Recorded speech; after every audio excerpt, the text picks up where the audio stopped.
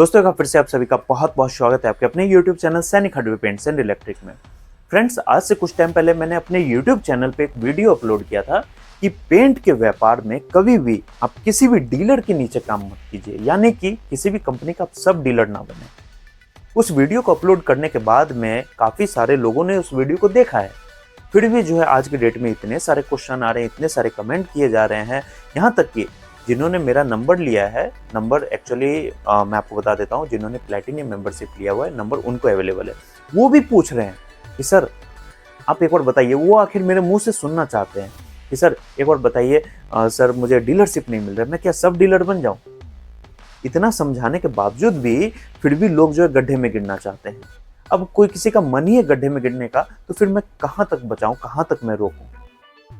आज मैं दोबारा से इस वीडियो में बता देता हूं सब डीलर बनने के जो है क्या फायदे हैं और क्या नुकसान है। ठीक है, दोबारा से मैं आपको क्लियर कर देता हूं। देखिए दोस्तों, मैं काफी इजी लैंग्वेज में आपको बता रहा हूं। ठीक है, काफी सारे लोग फ्रस्ट्रेट हो जाते हैं कि मैं पेंट का व्यापार करना चाहता हूं, लेकिन मुझे कंपनी डीलरशिप दे ही नहीं रही। अब कंपनी के जो ऑनर है वो डायरेक्ट तो आपको देंगे नहीं, उसका एक मीडिएटर होता है बीच में, जिसको हम लोग टीएसओ या टीएससी या फिर एरिया मैनेजर बोलते हैं। अब होता क्या है कि जिनको डीलरशिप चाहिए और जो एरिया मैनेजर है, इन दोनों का बॉन्डिंग अच्छे तरीके से ना होने के कारण, अच्छे तरीके से कम्युनिकेशन ना होने के कारण इनको डीलरशिप मिलता नहीं है। वहीं पे जिनको डीलरशिप चाहिए होता है, जब उनको डीलरशिप नहीं मिलता है तो वो इतना ज़्यादा फ्रस्ट्रेट हो जाते हैं कि सोचते हैं भैया हमको कैसे भी पेंट का व्यापार करना है, अपने दुकान में पेंट रखना है, मशीन रखना है, मुझे कोई औने पौने रेट में भी अगर देगा तो मैं ले लूँगा। ठीक है, स्टार्टिंग में उनको नॉलेज होता नहीं है कि भाई किस पेंट का क्या रेट होता है। मशीन ले आते हैं, कलरेंट ले आते हैं। अब वो कलरेंट महंगे रेट में उनको मिला है या सस्ते रेट में मिला है, ये चीज़ उनको पता ही नहीं होता।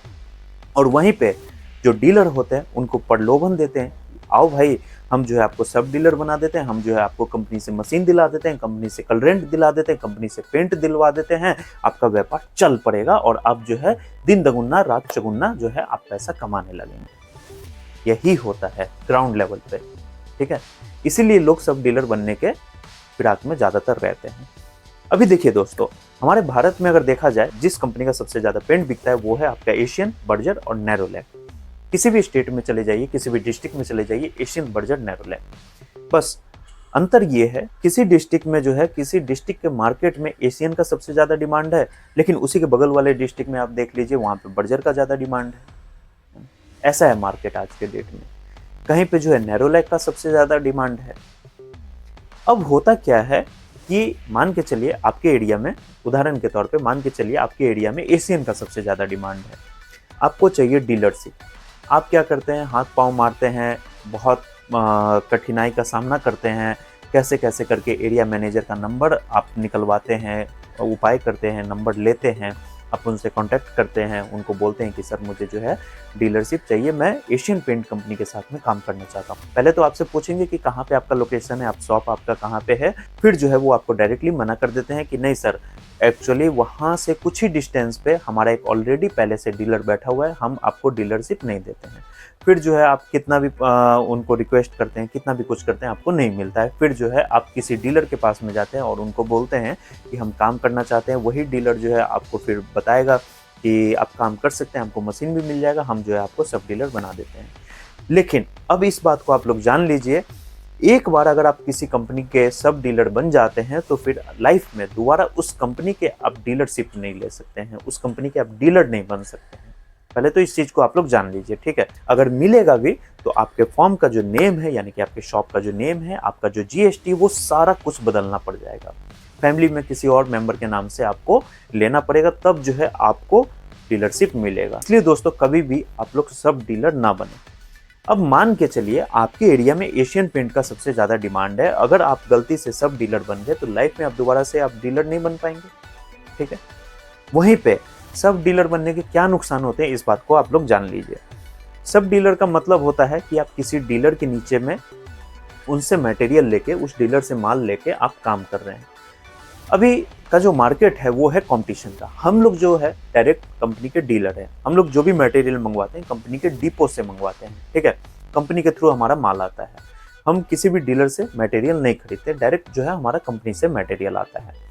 अब होता क्या है, हर एक डीलर चाहे हर एक दुकानदार कोई भी हो, वो चाहता है कि भैया ग्राहक जो है दूसरी दुकान पे ना जाए, सबसे ज्यादा मेरे ही दुकान पे ग्राहक आए।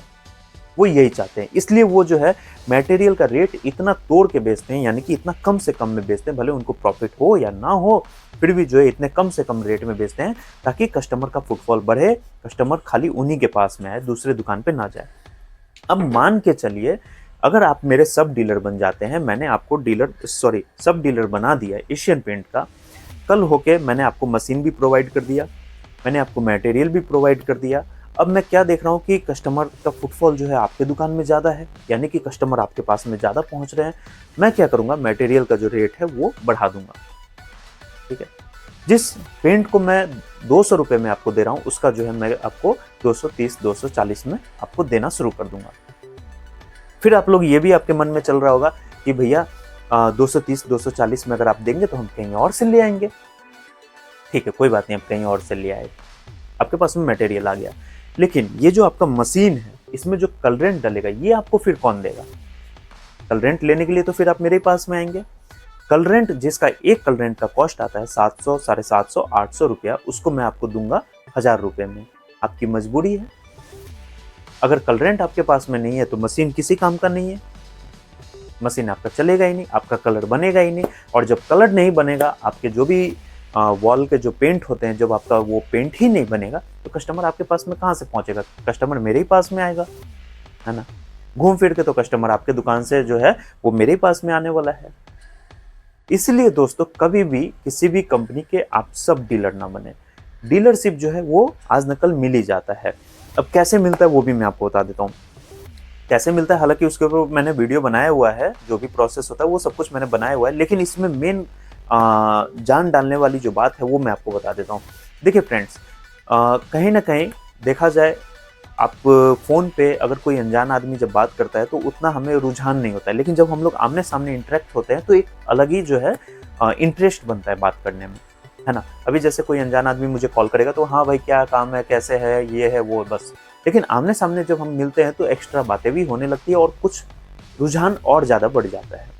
सबसे पहला जो आपका स्टेप रहेगा वो आप अपने एरिया के, जिस भी कंपनी का आप डीलरशिप लेना चाहते हैं, उस कंपनी के जो एरिया मैनेजर है उनसे कांटेक्ट कीजिए, उनसे बात कीजिए, उनसे बोलिए कि सर एक बार आप मेरे शॉप पे ज़रूर आइए, या फिर आप जहाँ पे सर मैं आपसे मिलने के लिए आता हूँ, कहीं ना कहीं जो है सर मैं आपकी कंपनी का जो भी मटेरियल है उसका काफ़ी अच्छा सेल दूंगा। हमारे जो है लिंक लाइन काफ़ी ज़्यादा है, यानी कि मेरे एरिया में काफ़ी ज़्यादा जो दुकानदार है वो मुझसे कांटेक्ट में है। मैं उनको मटेरियल भी प्रोवाइड करता हूँ। वो पूछेंगे भाई क्या मटेरियल आप प्रोवाइड करते हैं, तो उनको बता दीजिए कि भाई मेरा जो है हार्डवेयर का भी काम है, मेरा बालू सीमेंट का भी काम है, मैं उनको भी माल देता हूँ, वो लोग भी जो है पेंट का काम करना चाहते हैं। इस तरीके से आप जो है टाई अप कर सकते हैं। एक बार जब आप उनसे मिल लीजिए तो जो है कहीं ना कहीं उनको कुछ खिलाइए पिलाइए, उनको नाश्ता वास्ता करवाइए, क्योंकि जो है फ्रेंड्स अगर देखा जाए तो पैसा एक ऐसा चीज़ है कि पैसा पे सारा काम हो जाता है।